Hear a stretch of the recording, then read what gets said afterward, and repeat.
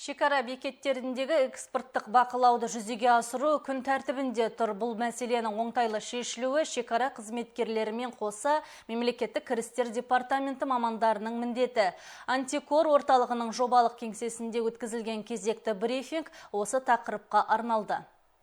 Облыс шекарасындағы 6 көлік өткізу бекетінің қазіргі таңда 4-еуі қалыпты жұмыс істеп тұр. Ал жалпы айтқанда 2019 жылдың қаңтар айынан бастап еліміз бойынша автокөлік өткізу бекеттерінде экспорттық бақылау жүргізіле бастады. Экспорттық бақылау негізінен мемлекеттік кірістер департаментінің құзырына берілді. Басты міндет шекара қызметкерлерімен бірлесіп заң бұзушылықтарды қадағалау. Ең ірі көлік өткізу сырым бекеті болып саналады. Осы бекетте жүк көліктерінің ұзын сонар кептелісі жиі кездесіп тұратыны да жасырын емес. Басты міндет шекарадан өтетін көліктерді тексеріп, тауарлардың ілеспе құжаттарын бақылау.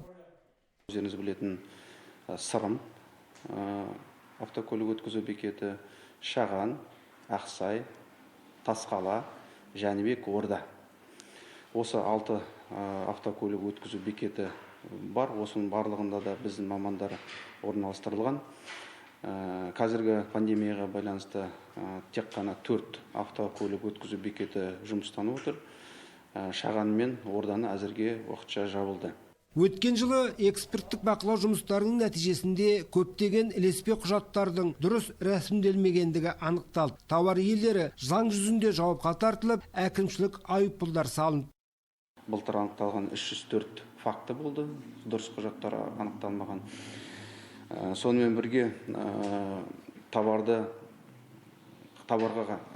әкелуге қатысы жоқ салық төлеушілерге құжаттардың рәсімделгені анықталып, нәтижесінде 45 миллион бюджетке қосымша түсірілді. Анықтау нәтижесінде осындай 44 жүргізушілердің құжаттары дұрыс болмай. Және әкімшілік 1,2 миллион әкімшілік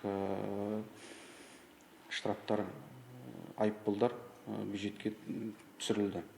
Шекара бекеттерінде көлік кептелістерін болдырмау тиісті сала мамандары мен қызметкерлерінің басты міндеттерінің бірі. Ең ірі Сырым көлік өткізу бекетінен тәулігіне 1200-1600 жүк көліктері өткізіледі. Көлікті өткізудің талапқа сай қолға алынуының нәтижесінде қазіргі таңда жүк көліктерінің кептелісі азайған. Бұл сөзімізді арнайы құрылған мониторингтік топ мүшелері де айтып отыр.